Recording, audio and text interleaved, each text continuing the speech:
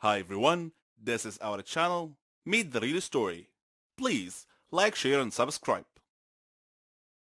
I've been cursed, and it will haunt me for the rest of my life. It all began with a joke at first, but some jokes have serious consequences, and when this happens, your life becomes an uphill struggle. My name is Catherine. I'm 16 years old, and I live with my parents and my little sister Mara. I like music, acting, and watching action movies. I play baseball and practice ballet. I've even won a lot of prizes. I just had one problem. I like to make fun of people. It's like an addiction. I never watched what I said, nor did I care who it hurt. The kids I picked on were actually kind and gentle, but that just encouraged me even more. My friends were exactly like me. In fact, I was their leader. We walked like we owned the school. We had a classmate named Norman. He wasn't exactly what you'd call in good shape. He was quite the opposite of fit. During class breaks, my gang and I would steal his lunchbox and throw it around each other, keeping it away from him. We watched him run trying to catch us, but he'd stop halfway. The extra weight didn't help him, and he'd quickly run out of breath. Whenever he entered the classroom, we would surprise him by throwing old, musty vegetables and fruits at him. Norman tolerated our teasing. He didn't seem to mind much. But then, one day, a joke went a bit too far. We conceived an evil plan. We told him that there was going to be a photo contest, and the person who makes the funniest pose wins. Norman was so gullible that he believed us. He actually gave it some thought. Then he posed for us. We did our best not to burst out laughing while we took pictures for him. The next day, when he came to school, Norman discovered that his photo shoot pictures had been posted all over the classroom walls, and the kids were laughing, writing comments all over the place. Norman was mortified, and he looked around at his classmates' faces. They were all laughing and pointing at him. Norman started crying, and his nose started bleeding. Then he fainted. A teacher had to call an ambulance to take him to the hospital. I certainly didn't expect that to happen. We knew that Norman would get so fatigued sometimes and leave school for the rest of the day, but we didn't know that he had a medical condition, and I felt deep regret. The curse that I spoke of earlier began when a girl named Naomi joined our class as a new student. On her first day, our teacher brought her in and introduced her to us. She sat at the desk, at the very last row. I noticed that she was always looking at me in a strange way, and I wondered why. She looked at me with disdain, and I couldn't figure out why. It was my first time meeting her, after all. I avoided her, mainly because her looks made me feel uneasy, and whenever my gang wanted to make fun of her, I told them to leave her alone. I felt there was something about this girl. One day, during science class, the teacher had paired us up to do a lab experiment, and I intended to ask her about the way she looked at me.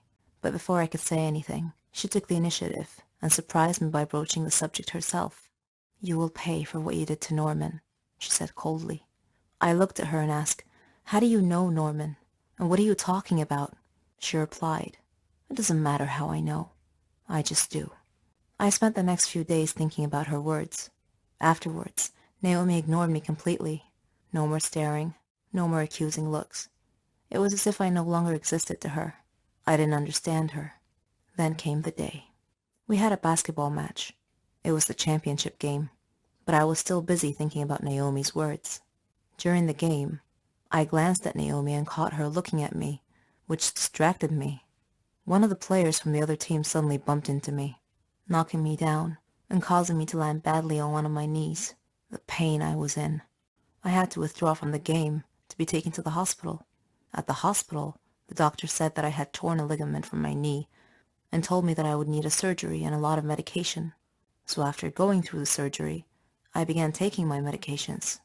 It caused me to gain weight, even though I wasn't eating very much, just vegetables and fruits. I asked the doctor about my sudden weight gain, and he told me the medications I was taking were affecting my hormonal balance, which rarely happened, but in my case, it did. He said that I would either have to endure great pain or deal with the overweight because it wasn't gonna stop. So there you have it, guys. This is the curse that Naomi cast upon me, the price I had to pay for what I did to Norman. Eventually, I got well enough to take my final exams. When I arrived at school, all my friends took one look at me and started laughing. I was now their target, their prey. One of them said, You're as large as an elephant. I'll lose weight once I stop taking my medications, I retorted, but no one was listening. I am now living in a nightmare, and I would like to tell Norman that I'm very, very sorry for everything that I've done. I like animals because they live in their own little world, with specific rules and laws. It's a well-regulated world, free of bias and injustice. Every animal knows its role. For these reasons, I enrolled in a veterinary medicine college to get closer to the animal world and learn more about it. But my love for animals almost got me killed, and I will tell you what happened. I'm Talia, and I'm 19 years old. I'm in my junior year of veterinary medicine. I have loved animals ever since I was a young girl, owing to my dad. Dad was a photographer, and therefore necessarily a world traveler as well. He would take photos of wild animals all over. Not only that, but he would also study animal behavior, and he wrote many books on the subject. He used to say that animals were cute and lovely, even the predatory ones. If you have ever watched their behavior, you would know how amazing they were. I love all animals, except wolves. Dad died from a wolf attack, so I've avoided anything related to wolves ever since. That is, until one day, destiny put me in a dire situation that forced me to face a wolf. We were on a field trip in a nature reserve, studying the impact of keeping wild animals in different environments. We were studying cubs, young foxes, and young wolves. When we got to the wolf study, I became uneasy. All the young animals were cute except for those horrid wolves. The researchers were feeding them food that differed from their normal diet to observe the impact. My professor picked me among various students to study these small wolves, which was a dilemma for me. I was forced to get involved with the wolf study, but once the professor saw how little I actually knew about the wolves, due to avoiding them all my life, he removed me from the study. To be honest with you, I didn't do my best either. So the professor punished me by sending me to a camp in a rocky area near a forest, along with some of my colleagues, to study more about animal wildlife. What a nightmare that turned out to be. To get there, we had to take a long, tiring bus ride on a long, bumpy road. We pitched our tents and divided ourselves into 2 shifts, evening and midnight.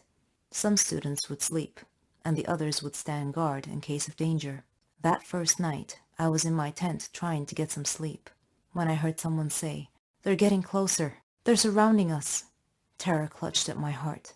I peeked out of my tent to see what was going on. They shouted, "Keep your tent closed. We'll protect you." Suddenly, I heard a loud, terrifying howl. I heard one of my colleagues shout, "Run! Run for your life! They're gonna kill us!" I was shaking in my tent, and I screamed, "Wait for me!" But no one heard. They had run away at lightning speed, leaving me in the camp alone. It was very quiet outside now, with no one around. Maybe the danger had subsided, I thought. So I peeked out a small slit in my tent to see a wolf standing just outside it, staring me in the eyes. His long, sharp fangs clearly visible, with his snarling lips pulled back from his teeth. I knew he could smell me, even without seeing me. Like a trapped animal with its back against the wall, I grabbed a baseball bat in my hand and jumped out, swinging it wildly in his direction. He backed off. I didn't know that he had brought friends. They were standing, lurking in the trees. Of course, wolves were pack animals. I suddenly saw many pairs of glinting yellow eyes in the darkness beyond the campfire. I stepped back against my tent. I saw that one wolf stood in the front. He was obviously the pack leader. I was trembling throughout every fiber of my being. I decided to try slowly reaching for a burning stick from the fireplace to ward them off. That was the moment when the pack leader chose to attack. I blocked his jaws with the bat, but his momentum knocked me down on my back. His snarling, fierce-looking teeth loomed in front of me, separated from my soft, tender, vulnerable face only by a slender wood of that baseball bat. I'm going to die, I thought. He attacked me again, this time injuring my shoulder. They were going to leave scars.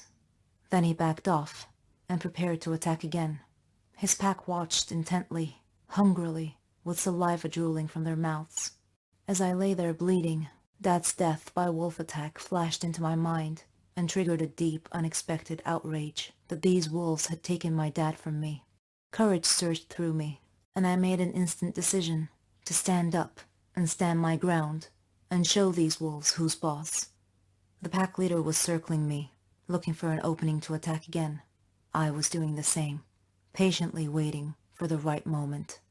When he lunged at me, I was ready. I swung the bat and hit him hard in the ribs. He went down whining. When the rest of the pack saw this, they all backed up, warily. Their leader got up, unsteady, and turned around, and ran into the woods, with his obedient pack following close behind him. I dropped the bat and fell to my knees. I broke into tears.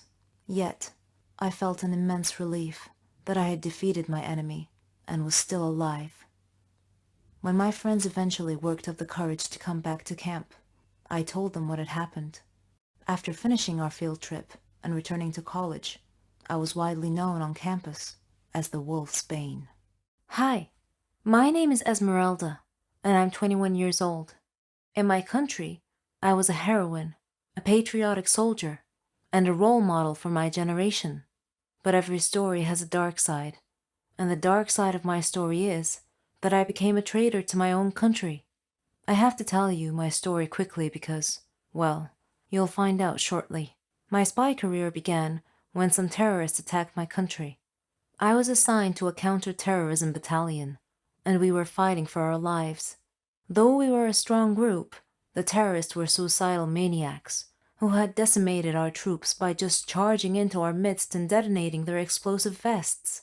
Only a few of us survived, fighting against overwhelming odds. Then, an opportunity revealed itself. I noticed that the terrorists were hiding behind some large pipes, natural gas pipelines. As a matter of fact, I shot the biggest pipe and killed them all. I became the heroine to a grateful nation, and suddenly, people were naming their children after me. Everyone wished to be like me. Then, one day, I received a phone call from an anonymous caller who threatened to kill my family if I didn't do what he demanded. So, I met with him and his cronies. The moment I saw him, I could see that he meant business. He was a no-nonsense type of individual. Sure enough, he got straight down to business. He wanted me to tell them all our military secrets, weapons, plans, base, and camp locations, everything. If I didn't agree, they threatened to kill everyone in my family, starting with my father, who lived in another city. He said he was recording our meeting, said that if I betrayed this group, they would send the recording to my leaders. I submitted to their demands, because I couldn't bear to cause my family harm. I now had to wear two faces, the heroine and the treacherous informer. I was pleasantly surprised to find that they paid me well for the information I was passing them. My own country hadn't paid me a dime for being their national heroine. So, at least I felt valued and appreciated by the other side. The utility of the information I was supplying them became evident as I watched news reports of new successful terrorist attacks on our country, military bases, camps, and armories. Naturally, our top brass knew that there must be a traitor in their midst, but they had no suspects because I was being very careful. Then, one day, as I was meeting with my terrorist contact to pass on some more information, our soldiers burst into the room and took the terrorists into custody. It turns out that my side had suspected me and had followed me there. The officer told me that I was the last person he would have ever suspected of being a traitor. I offered my hands to him to be handcuffed and taken in.